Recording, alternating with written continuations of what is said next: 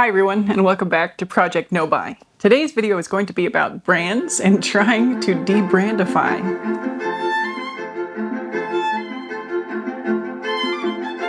So in other words, stopping the pursuit of stuff that's branded, stopping buying anything or being interested in trying anything because of the brand. And even to some degree, noticing the brands of what people wear. So I have kind of talked about this already, where I've been realizing that noticing brands really means that you are aware of brands. It's nothing to do with the person actually presenting them. All it says about the person is that they have some degree of awareness and that they care about certain brands and pieces of clothing or pieces of makeup or whatever it is that they have. I do have another video about this coming where I go through maybe the event that triggered the big part of that realization. So I'll save going deeper into that for that video. It might actually be next on this channel. But I had a comment recently, fairly recently, about somebody who says that they need to be de-influenced on higher end brands. And they list 3 specific brands that I'm not going to mention here. But you can imagine, right? Take any category where you like consuming the things in that category. For this person, it's clothing. And take some higher end examples of, it could be higher end price, higher end quality brands people are talking about, popular brands. Take whatever relevant examples exist for you, in whatever field of consumerism that you're the most interested in. This person says that they're being sucked into the belief that more expensive natural materials means better for longevity and for me. And they were asking for some help and feedback on that. And so I said I would do a video on this general idea. Here's that video. But let me start here in the comment. And I have actually experienced all 3 of the brands that this person mentioned firsthand. And I will get into some of the details in a moment. But what I said in the comment was that specifically regarding those brands, none of them is really a magic bullet. None of them is really the be-all, end-all best version of any product, right? No brand can say that they are. And no brand really executes on that. No brand can be the best in producing this one thing. And sure, there are very high quality versions of things out there. There are specialty companies that make one product and make it really well, but even that one product would not be the best fit for 100% of consumers out there.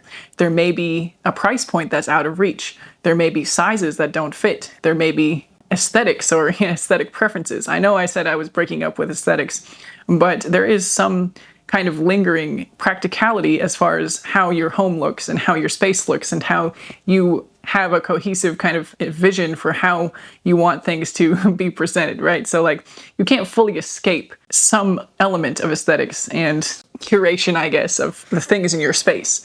And so no brand will be perfect for every single person out there is basically the point I was making. And I, having had firsthand experience of each of these brands, was able to mention specific examples. So I won't show the full comment here for those reasons. I do mention the brands. And I don't feel the need to elevate brands in that way on camera in these chats. Or even de-influence brands in that ways, at least not in this video. It may come about in the future as I may continue to do those videos of things I regret buying. It's still kind of up for debate, I guess. But some of the issues that I had with those brands specifically were sizing and fit, I guess you could say. The styles were not harmonious with how I would like to look in clothing. Things didn't seem to be quite the right proportions for me and my height and my body type. Another issue was purchasing for fantasy rather than reality. And again, I think this can apply to anything. It doesn't have to be clothing. Thinking about the imagined utility of something in your life versus the reality. And then there was one of these brands mentioned that I literally purchased to try the brand. And that's kind of the crux of the matter that I'm going to be getting to today. And I have realized since the time that I used to buy things for the brand that is a really, really silly thing to do. And I'll tell you why. You probably already know why. But when I was really wrapped up in the habits of consumerism, wanting to try a brand was something that seems normal. And I saw people talking about it online as well. I saw fashion creators, influencers, say that they were interested in this brand and wanted to try something from them because they heard the quality was so good, they have these really ethical, sustainable practices, whatever the reasons were. But ultimately, they wanted to try the brand. And for me, one of those things is the very shirt that I'm wearing here. And the story of this shirt is that again, I'm not divulging the actual brand in this video. I have in the past, and if you really want to know, you can ask in the comments and I will tell you. I'm not trying to gatekeep, but this shirt was purchased just because I wanted to try the brand.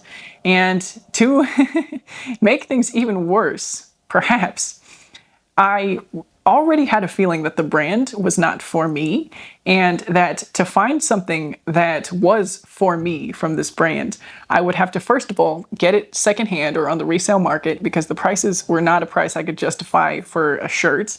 And second of all, I would have to get something that was maybe not from their main line of patterns and collections, because I already knew that it wasn't really matching with my style. The style of the brand didn't really match mine. And so I found this one on eBay, so it was resale, and I'm not even really sure of the circumstances. The main label tag has been cut out, so I don't know if it was like a factory second or something like that, but I found it on eBay and found a pattern that seemed kind of a cross between what the brand typically does. You know, it's floral, but it's also dark, and so it kind of worked with what I thought my style was at the time. And so I justified it to high heavens, basically. I found the one for me. I wanted to try this brand. I got it secondhand on the resale market and ended up obviously making the purchase, and now I have the shirt. But what I realized, or what I had been thinking about since I started this journey of more conscious consuming, is that I would not have purchased this shirt if it was not for the brand. And I had comments about the jeans that I was talking about last year ad nauseum. And some of the comments were to the effect of, if they were not that brand, would you buy these exact pants? And the answers kind of vary, right? Because depending on where I were to find those pants. So I guess the bottom line is yes, for those pants.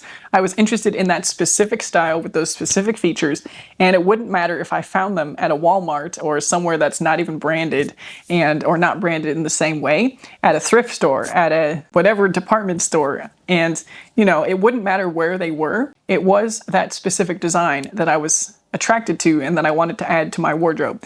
Now, the caveat here is that if I did find them at a Walmart or a Target or a thrift store, I would not expect to pay $500 or $430 or whatever for them. And the brand kind of justified the extra expense, which is still not great. And while the reality of the situation might be that there was no alternative way for me at the time to acquire that very specific style, there is something to it where the brand itself justifying that markup in my mind is something I want to remove myself from. And I'm still working on that, right? It's not something that was able to prevent me from making the purchase last year. But I am, as I've said numerous times, committed to no buy 2025. And the goal is that after the 365 days of no buying, I will be able to look at that kind of thing, look at the reasons I'm willing to pay more for something, and make more selective choices, I guess, make more kind of value-based choices.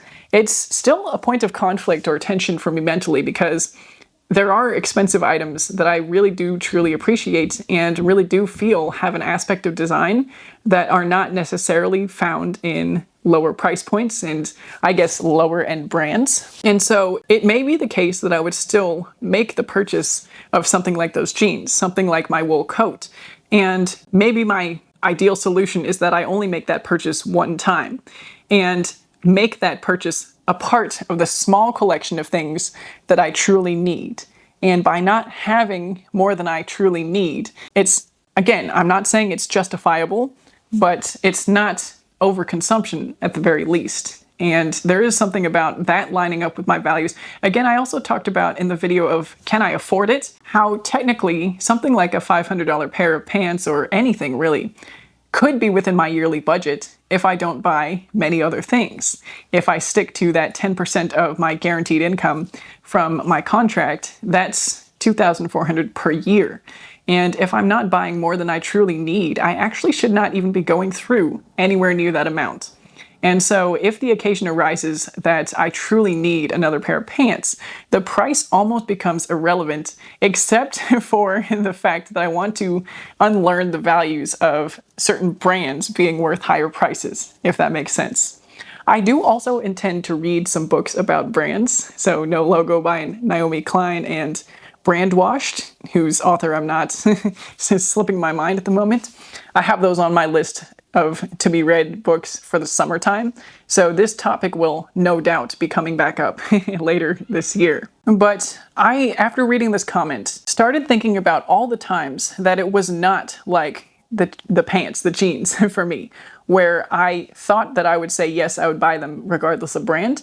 There are many times that I can tell you that I would not buy them if not for the brand. So this shirt being one of those times where if I saw this shirt at a Walmart, Target, thrift store, department store, any other kind of random store, doesn't matter, I would not have bought it if it was not from that brand. This style of shirt is not something that particularly draws me in, and I have it, I'm gonna wear it. I do actually like it to some degree, but it's not something that would have made the cut as far as in the small collection of things I truly need.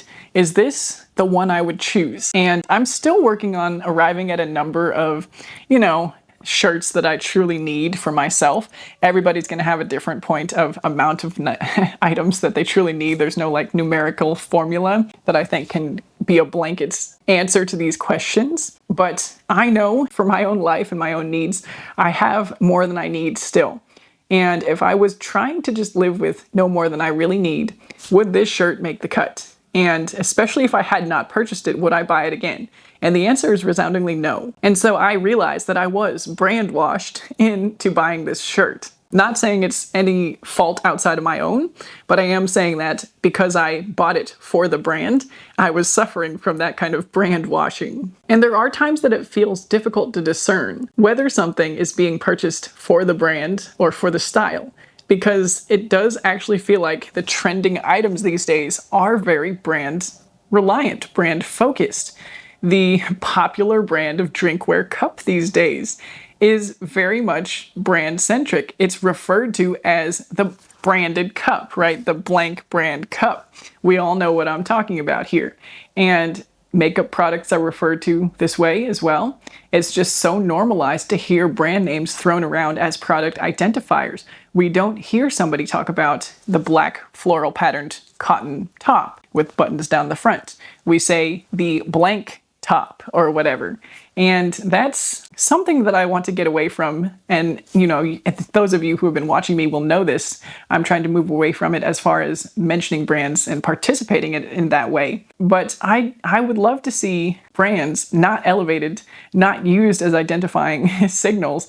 I mean, I guess it's been happening for a long time, and certain brands are even in the dictionary, right? The Kleenex tissues or the Clorox bleach or there's another one that I was thinking of. Post-its, different products that have become, the brand name has become the name for the product. Again, if you think of more, list them in the comments below. I'd love to hear more examples of brand names becoming products. But back to what I was saying, I think many of the top trending items, the viral must-have products, or the things that everyone seems to have, are identified by their brand. And so it's maybe not surprising that I fell into some of those habits of wanting to try the thing because it's the brand.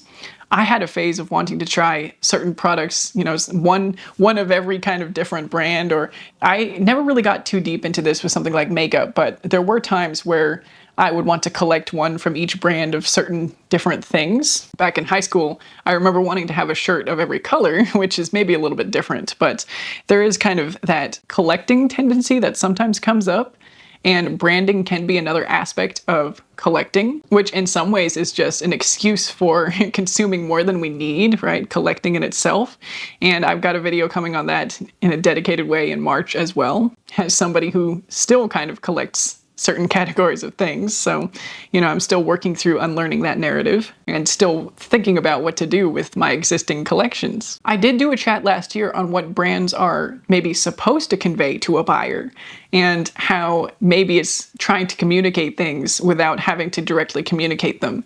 And I did not rewatch that video before this one. I'll put it up here so that, you can rewatch if you want to and tell me what I'm getting wrong there or what I've, maybe how far I've come. But where I'm at today, I'm not even sure that it's ever possible to do any of that type of communication in a genuine way anymore.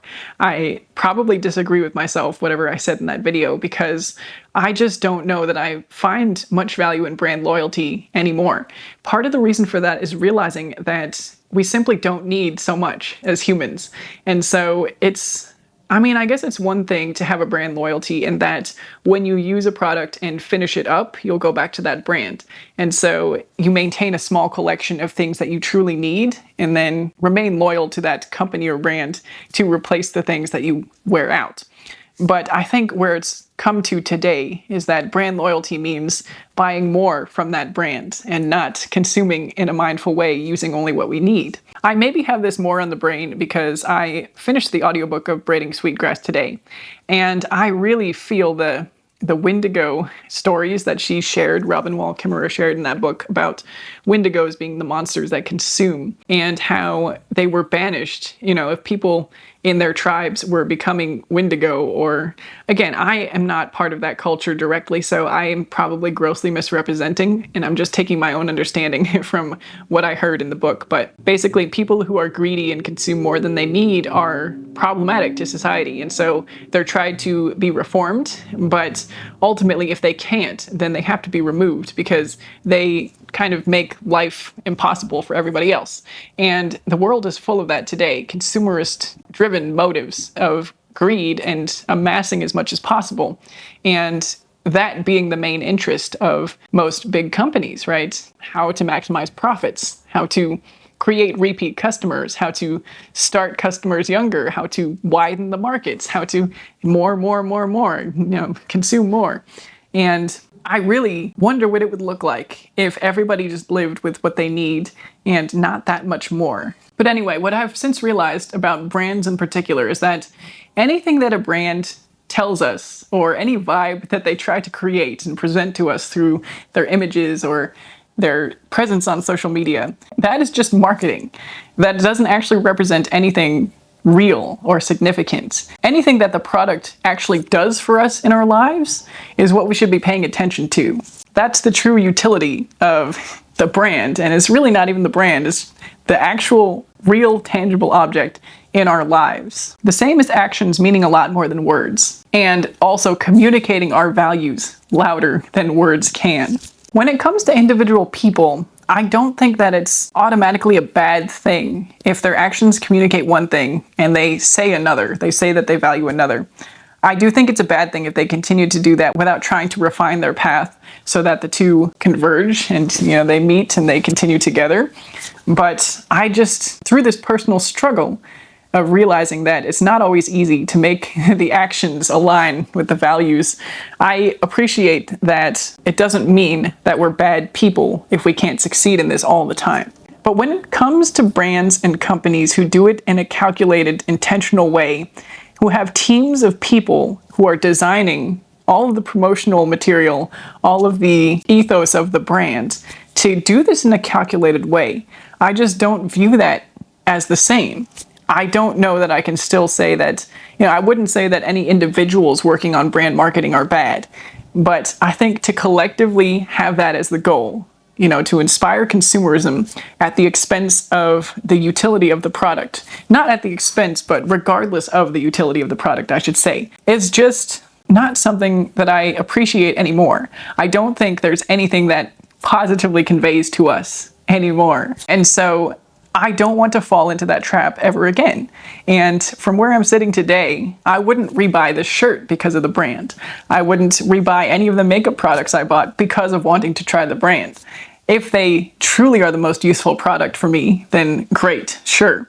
But anything that's, any intrigue that's piqued because of a brand is now going to be treated with extreme suspicion and reluctance and kind of, I know they're trying to trick me. I know they're trying to get me to want to try it because of the vibe and the aesthetic and the brand value that they've cultivated and created.